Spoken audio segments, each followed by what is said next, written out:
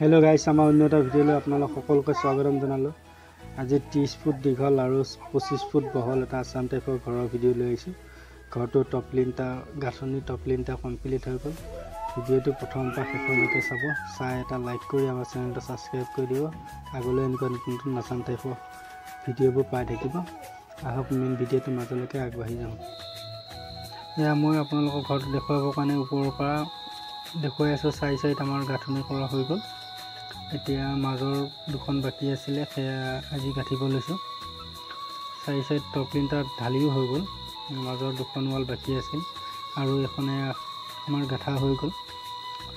3 inch ওয়াল মাৰা হৈছে ঘৰটো, 3 সাইড আৰু আগ সাইডটো 5 ইঞ্চি ওয়াল গাঠা হৈছে। খিৰিকী 3 পাল্লা ভেন্টিলেট ফিটিং লগোৱা হৈছে ঘৰটোত।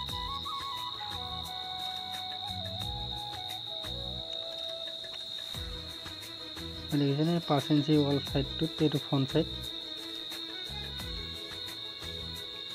এইখিনি আমি গাঠিলো আজি। এইটো সন্মুখৰ সাইড আৰু এই ৰুমটো আছে 12 ফুট বহল আৰু 17 ফুট দীঘল। ভিডিওটো আশা কৰিছো প্ৰথম পৰা শেষলৈকে চাব, চাই এটা লাইক কৰি আমাৰ চেনেলটো সাবস্ক্ৰাইব কৰি দিব। আগলৈ এনেকুৱা ঘৰৰ ভিডিওবোৰ পাই থাকিব। এই ঘৰটোত দৰ্জা ফ্ৰেম লগোৱা হৈছে 6টা, খিৰিকী ফ্ৰেম আছে 6টা।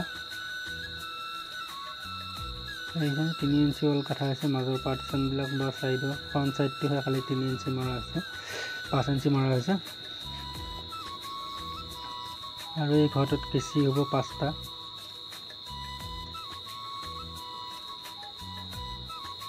আৰু আমাৰ মাজৰ গাঁথনি কমপ্লিট এইখিনি হৈ গ'ল। ঘৰটোৰ ৰুম হ'ল 4টা, 30 ফুট 6 ইঞ্চি বাহিৰে আছে, 25 ফুট 6 ইঞ্চি বাহিৰে আছে ঘৰটো দীঘল বহলটো।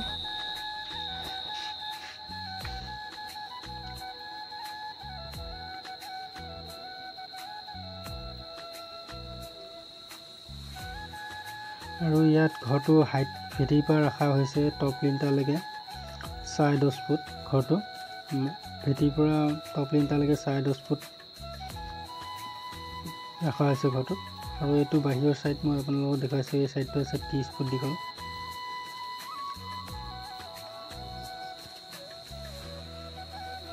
আৰু এইটো সাইড আছে 25 ফুট 6 ইঞ্চি। 6 ইঞ্চিটো মই কোৱা নাই, কিন্তু 25 ফুটে থাম্বনেইলতো লিখা হৈছে। আৰু এইপিনে আৰু 2টা ৰুম হ'ব আৰু ৰডবোৰ উলিয়াই ৰখা হৈছে, সেইটো কাৰণে 2টা ফ্ৰেম দিয়া হৈছে 2টা পাৰ্টৰ কাৰণে।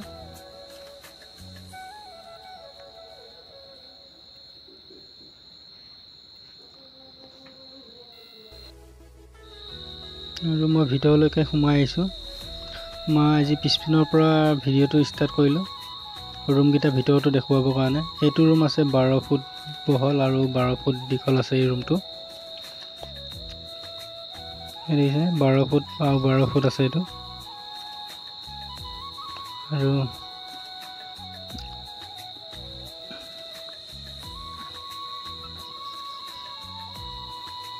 বাৰ ফুট স্কোৱাৰ ৰুম এইটো।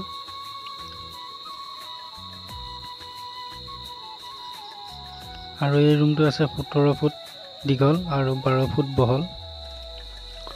আৰু এই পোষ্টটো দেখিছেনে, পোষ্টটো বান্দাৰ আছিল কিন্তু বান্দাখন কেনচেল কৰা হ'ল। পিছল বান্দাখন কেনচেল কৰি আগপিনে শ্বট উলিয়াই দিয়া হ'ব। সেইটো কাৰণে ভিতৰত বান্দাখন নাইকিয়া কৰি ৰুমটো ডাঙৰ কৰি দিয়া হ'ল। ৰুমটো ডাঙৰ হৈ গ'ল আৰু বান্দাখন বাহিৰত ওলাই যাব।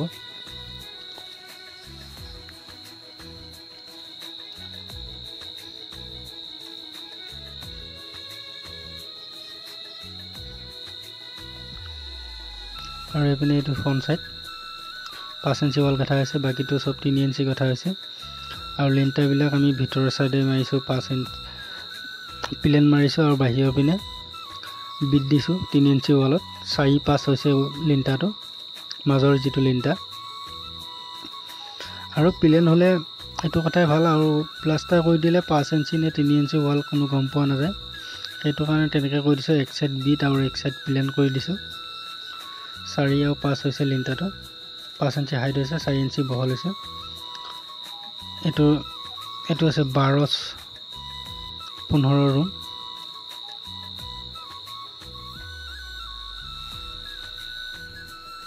আৰু ঘৰটোত দুটা পাৰ্টত এখনহে ভিতৰত সজা ৰখা হৈছে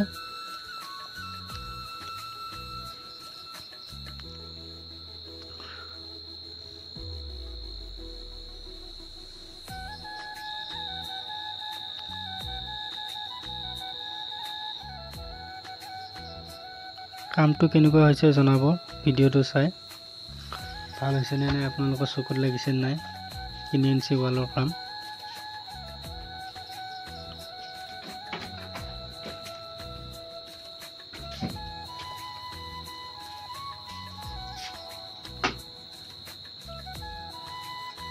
আৰু সন্মুখৰ সাইডটো মই দেখুৱাই দিছোঁ চাওক 3 পাল্লা খিৰিকী দুখন আছে আৰু এখন দৰজা দিয়া হৈছে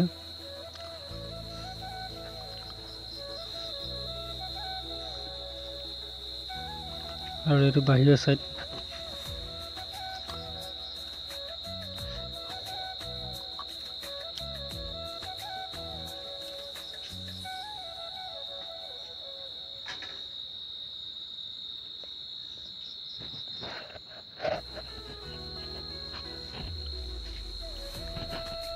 বাহিৰৰ পৰা মই আকৌ ৰুম ভিতৰলৈ আহিলোঁ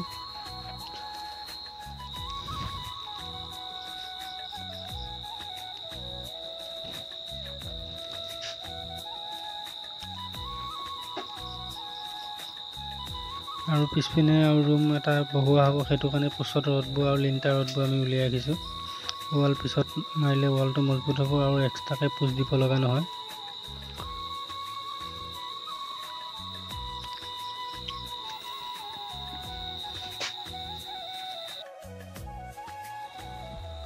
আৰু দেখিছেনে সাইডকেইটা আপোনালোকক দেখুৱাইছোঁ ঘৰটো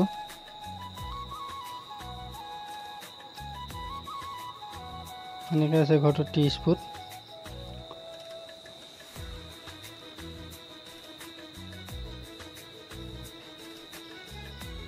আৰু এয়া পোষ্টবিলাক ৰেডি কৰিছোঁ কেঁচি বঢ়াম কেঁচিৰ কাৰণে পোষ্টবিলাক ৰেডি কৰি লৈছোঁ এতিয়া লিণ্টাৰটো ঢালিম ফিলিং কৰি হৈ গ'ল আমি লিণ্টাৰবিলাকত 2.5 চিটাৰত 3ডালকৈ ব্যৱহাৰ কৰিছোঁ ৰিংবিলাক 8 ইঞ্চি মূৰত বা 8 ইঞ্চি মূৰে মূৰে ৰিংবোৰ বন্ধা হৈছে টপ লিণ্টাৰত মাজৰ লিণ্টাৰত আমি 7 ইঞ্চি মূৰে মূৰে বান্ধিছিলোঁ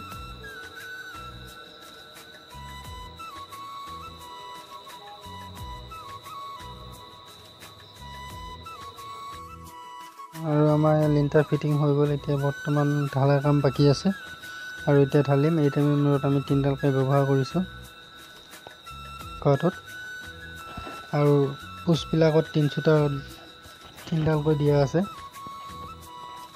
প্ৰত্যেকটো পোষ্টতে 3 ৰড 3ডালকৈ দিয়া হৈছে আৰু লিণ্টাৰবিলাকত 3ডালকৈ এই টাইমৰ ৰড দিয়া আছে ৰিংবোৰ 8 ইঞ্চি মূৰে মূৰে বান্ধিছোঁ আমি আৰু ফাইনেলি লিণ্টাৰ ঢলা হৈ গ'ল আৰু কেঁচি পোষ্টকেইটা ইয়াত বহাই দিলোঁ কেঁচি হ'ব 5টা ঘৰটো পোষ্টবিলাক বহাই দিলোঁ সন্ধিয়া হৈ গ'ল সেইটো কাৰণে সেইখিনি ফটো বেয়া হ'ল আজি আকৌ আহি এই ফৰ্মাটো খুলি আৰু এইপিনে চাং পাতিছোঁ মুধচটো গাঁঠিবৰ কাৰণে আৰু মুধচটো গেবুলটো হাইট হ'ব আমাৰ 5.5 ফুট এয়া সূতা বান্ধি লৈছোঁ মই 5 ফুট 1 ইঞ্চিত আৰু 5 ইঞ্চি কেঁচিটো হ'ব কেঁচিটো হয় ঘৰটো 5.5 ফুটত কমপ্লিট হৈ যাবগৈ এই দেখিছেনে কালি ঢালি আজি লিণ্টাৰবোৰ খুলি দিলোঁ আৰু এই 4টা ৰুম ধুনীয়াকৈ ওপৰৰ পৰা আপোনালোকক আকৌ এবাৰ দেখুৱাই দিছোঁ